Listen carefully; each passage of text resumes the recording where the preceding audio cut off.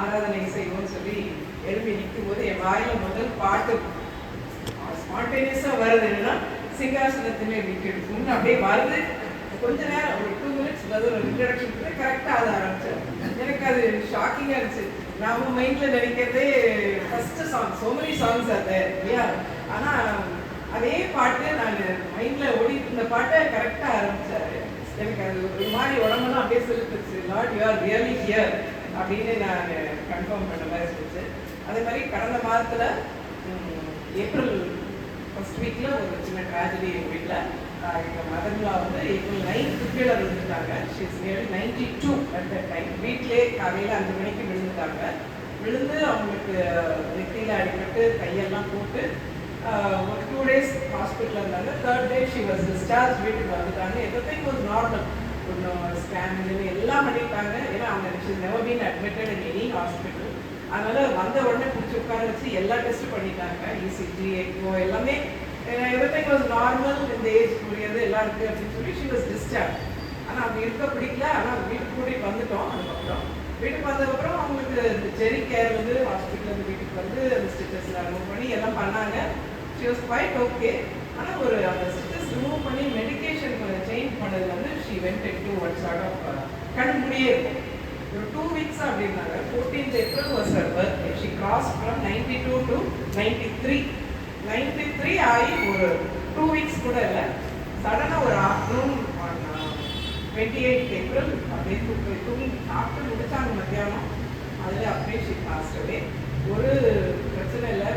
such an aged person, it was a peaceful death at home. God's presence was there with her அப்படின்னு நாங்கள் நம்புகிறோம். ஏன்னா everything went on well. Grandchildren வெளியூரில் இருந்தவங்களாம் கரெக்டாக வந்துட்டாங்க. We had a very pleasant memorial service also. கர்த்தருடைய நாமத்துக்குலாம் பண்ணிக்கிட்டாங்க. இன்னும் என்னன்னு தெரியல, ஒரு வாரமாக நிறைய டெத்து எங்கள் சர்ச்லேயும் சரி.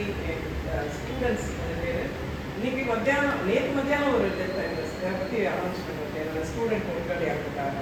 இன்னைக்கு மத்தியானம் பார்க்குறோம் சர்ச்சில் ஒருத்தவங்க இறந்துட்டாங்க. For the past one week, every day I've been getting a message about the death. Some relative or church member or student. Last Thursday தான் எங்கள் மதுரோடைய இது நடந்துச்சு. அதுக்குள்ளே இந்த Thursday அன்னைக்கு டே ஃபார் எஸ்டர்டே எங்கள் சர்ச்சில் ஒரு கொஞ்சம் சிக்காக இருந்தாங்க அந்த aunty. But she past away and funeral was on Thursday. So எனக்கு என்னென்ன, so I was trying to ask Lord, what is happening? Why are these things happening? ஒரு சீக்வன்ஸாக every other day we are getting a message of it. Is it the end time அப்படின்னு ஒரு மைண்டில் ஒரு thought. But people அங்கேருந்து அவங்க யூடியூப்பில் shorts note அதில் ஒரு lady was telling you may be disturbed about so many things that are happening around you, but God never makes a mistake. Everything happens in His time, in His way, for His people. So just pray for the families. அப்படின்னு ஒரு lady message கொடுத்தாங்க. That was really an answer for my prayer. I was having a lot of doubts. இன்னைக்கும் அப்படிதான். At 3 o'clock I was sharing a message with one family in our street. கிளம்புற நேரம் 2:45 I was ready to go. மழை வர மாதிரி இருந்துச்சு. கொடையெல்லாம் எடுத்துகிட்டு போகிறேன். பட் it didn't rain அந்த டைம். ஒரு 10 minutes I reached their house and then it started raining. வரவங்கெல்லாம் 5 நிமிஷம் லேட்டாக வரும் மழை.